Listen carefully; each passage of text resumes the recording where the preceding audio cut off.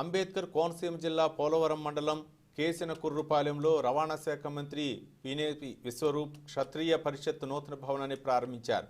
క్షత్రియ సామాజిక వర్గం దాతల సహకారంతో శ్రీ సీతారామరాజు క్షత్రియ భవనాన్ని నిర్మించారు. ఈ భవనంలో కుల మతాలకు అతీతంగా అన్ని వర్గాల వారు కార్యక్రమాలు నిర్వహించుకోవచ్చని క్షత్రియ పరిషత్ అధ్యక్షుడు గాదిరాజు శ్రీ వెంకట సత్యనారాయణరాజు తెలిపారు. సామాన్య ప్రజలకు అన్ని వర్గాల ప్రజలకు క్షత్రియ పరిషత్ భవనం అందుబాటులో ఉంటుందని క్షత్రియ పరిషత్ మాజీ అధ్యక్షుడు పిన్నమరాజు వెంకటపతిరాజు తెలిపారు. ఈ కార్యక్రమానికి ముమ్మిడివరం మాజీ శాసనసభ్యులు దాట్ల సుబ్బరాజు, కిమ్స్ అధినేత చైతన్యరాజు, పోలవరం మండలం క్షత్రియులు పాల్గొన్నారు. శ్రీ సీతారామరాజు క్షత్రియ సేవా సమితి ఆధ్వర్యంలో నిర్వహించినటువంటి నూతన ఫంక్షన్ చాలా అద్భుతంగా ఉంటుంది.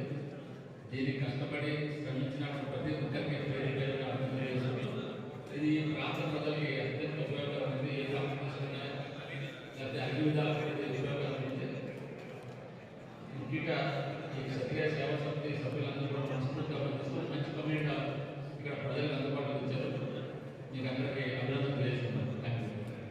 కేసినకుర్రు గ్రామంలో నూతనంగా నిర్మించిన సీతారామరాజు సేవా సమితి ఆధ్వర్యంలో ఇవాళ నిర్మాణం చేసిన కళ్యాణ మండపానికి ప్రారంభోత్సవానికి చేసిన గౌరవనీయులు రాష్ట్ర మంత్రివర్యులు విశ్వరూప్ గారికి, అలాగే మాజీ శాసనసభ్యులు రామకృష్ణ గారికి, వీళ్ళు చేసిన అతిథులందరికీ ముందుగా హృదయపూర్వక నమస్కారం తెలియజేసుకుంటూ, రాజు తలుచుకుంటూ ఏదైనా చేయగలుగుతున్నట్టుగా ప్రభుత్వ సహకారం లేకుండా